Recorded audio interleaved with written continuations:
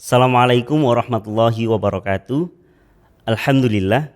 Alhamdulillahilladzi hadana li hadza wa ma kunna linahtadiya laula an hadanallah. Laqad ja'at rusulu rabbina bil haqq wa nudu an tilkumul jannah uristumuha bima kuntum ta'malun. Asyhadu an la ilaha illallah wahdahu la syarikalah wa nahnu lahu mukhlisun. Wa asyhadu anna Muhammadan abduhu wa rasuluh wa nahnu lahu tabi'un. Allahumma salli wa sallim wa barik ala Muhammadin wa ala alihi wa sahbihi faman tabi'ahum bi ihsanin ila yaumiddin, amma ba'du. Perkenalkan, nama saya Ahmad Nazarudin, berasal dari Gresik. Saya di sini akan menyampaikan tentang menata hati. Allah berfirman di dalam Al-Quran, surat Al-Hadid ayat ke-22 sampai 23. A'udzu billahi minasyaitonir rajim. Ma asaba min musibatin fil ardi wala fi anfusikum illa fi kitabim min qabli an nabraha. Inna dzalika 'alallahi yasir.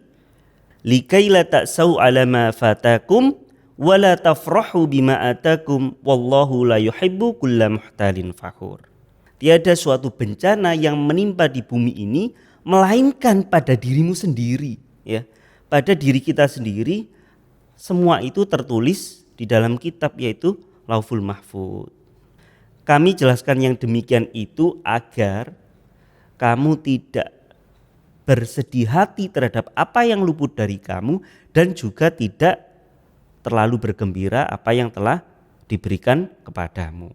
Dan Allah tidak menyukai orang-orang yang sombong lagi membanggakan diri. Jadi di Quran surat Al-Hadid ini ditekankan ketika kita diberi dua, ya. Yang pertama ketika kita diberi sedih, kebanyakan orang menganggap kesedihan itu adalah ujian. Tapi ketika diberi kesenangan maka itu adalah nikmat. Kita lihat dulu.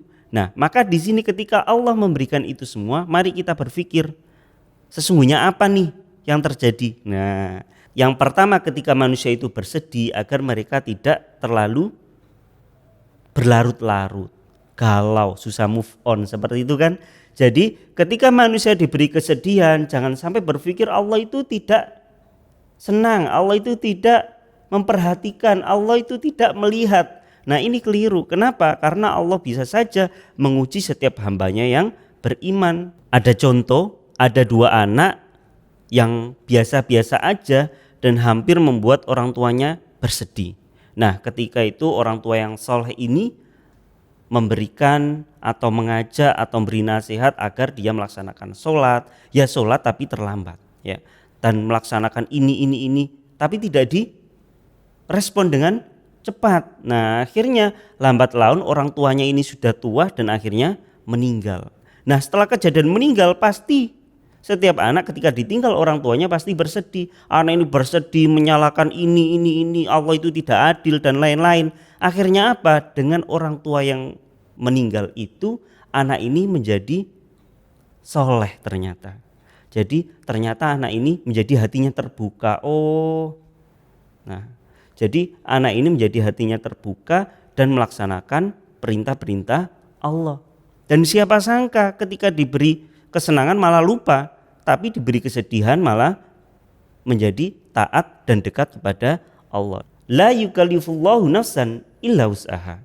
Allah tidak membebani seseorang melainkan dengan kesanggupannya.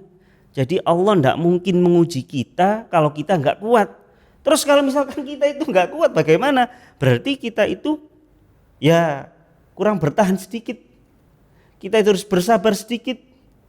Kita tata hatinya, berarti kalau seperti ini Allah ingin menguji. Kalau seperti ini Allah itu ingin memberikan nikmat yang lebih lagi. Kalau diberikan seperti ini berarti Allah itu ingin membentuk saya menjadi yang lebih baik lagi. Dan yang kedua adalah manusia diberi kesenangan, ya. Kesenangan, terus kegembiraan, harta, anak, jabatan dan lain-lain. Padahal semua itu adalah titipan. Orang banyak tidak menyangka kalau ini juga ujian. Bisa jadi ketika Allah memberikan kenikmatan, orang itu malah melupakan Allah. Nah, di sini jangan sampai kita istidraj. Jadi semakin Allah memberikan nikmat, semakin kita lupa kepada Allah. Nah, ini kan bahaya. Nah, maka kesimpulannya kita disuruh positive thinking kepada Allah. Apapun yang Allah berikan, entah itu senang, entah itu sedih, kita disuruh untuk positive thinking. Pasti Allah tahu yang terbaik buat hambanya. Allah kan yang menciptakan kita. Allah pasti tahu yang terbaik buat kita. Contoh saja ketika ada handphone, ya, handphone pasti ada buku panduannya. Kita pasti nurut itu, disuruh ngecas kalau sudah waktunya habis, ya, disuruh mematikan dengan tombol yang ini, menyalakan tombol yang ini. Nah, itu semua dari buku panduan.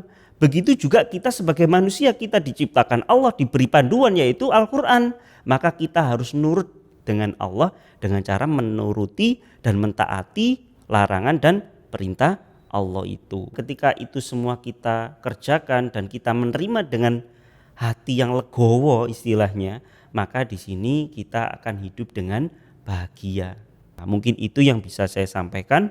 Kurang dan lebihnya saya mohon maaf. Saya akhiri. Subhanakallahumma wa bihamdika asyhadu an la ilaha illa anta astaghfiruka wa atubu ilaik. Assalamualaikum warahmatullahi wabarakatuh.